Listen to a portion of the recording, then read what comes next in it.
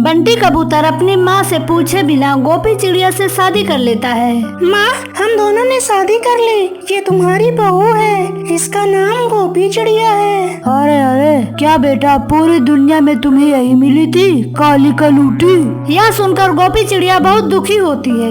गोपी चिड़िया अपने कमरे में आती है और फूट फूट कर रोने लगती है। दूसरे दिन सुबह सुबह गोपी चिड़िया कजरी कौवा के लिए नाश्ता बनाकर ले जाती है। माँ जी, लीजिए, नाश्ता कर लीजिए।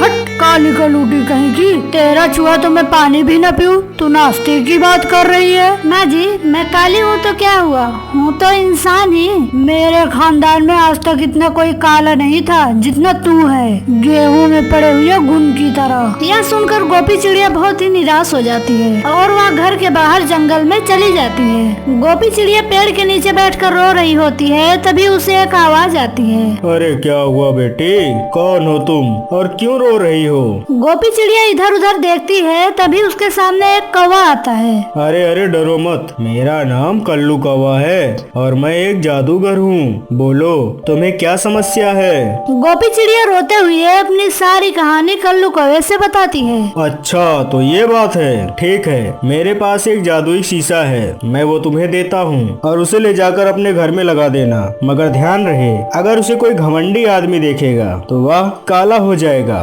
और अगर कोई काला आदमी देखेगा और उसका दिल साफ होगा तो वह गोरा हो जाएगा। गोपी चिड़िया सुनकर खुश हो जाती है और शीशे को ले जाकर अपने घर में लगा देती है। शाम के समय गोपी चिड़िया की सास कजरी कौवा बाजार जा रही थी। लाओ, जाने से पहले मैं एक बार अपना चेहरा तो देख लूं, कितना सुंदर दर्पण है, मैं इसमें और भी ज्यादा खूबसूरत लगूंगी। कजरी कौवा जैसे ही उस आईने में अपना चेहरा देखती है, वह तुरंत ही काली हो जाती है। अरे अरे, मैं इतनी काली कैसे हो गई, ये कैसे हो गया? कहीं इस कलूटी ने कोई जादू तो नहीं कर दिया? फिर गोपी चिड़िया आती है और सारी कहानी कजरी कौवा से बताती है। मुझे माफ कर दो बेटा, मुझसे गलती हो गई। तभी वह जादुई आईना बोलता है, ऐ घमंडी औरत, तेरे अंदर पश्चाताप आ गया, इसलिए तुझे कम से कम सजा दे रही हूँ। तुझे सिर्फ 1 महीने तक ही काला रहना होगा, इसके बाद तू फिर से ठीक हो जाएगी। ऐ जादुई आईने, मुझे माफ कर दो, काले गोरे में कोई फर्क नहीं होता है, इस बात का मुझे एहसास हो गया है। अब से मैं अपनी जिंदगी में ऐसी गलती दोबारा नहीं करूंगी। 1 महीने के बाद कजरी कौवा वापस से ठीक हो जाती है और जादुई आईना वहाँ से चला जाता है और फिर कजरी कौवा अपनी बहू गोपी चिड़िया के साथ खुशी खुशी रहने लगती है।